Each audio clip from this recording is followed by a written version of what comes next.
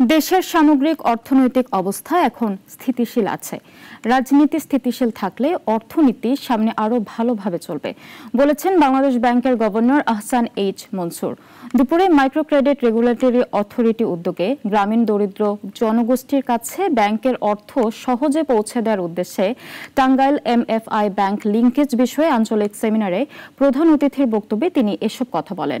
Governor জানান, পাচার হওয়া টাকা ফেরত আনতে বিভিন্ন ব্যাংক থেকে ইংল্যান্ডে আইনজীবী পাঠানো হয়েছে। তারা সফল হলে দ্রুত ইতিবাচক ফলাফল আসবে।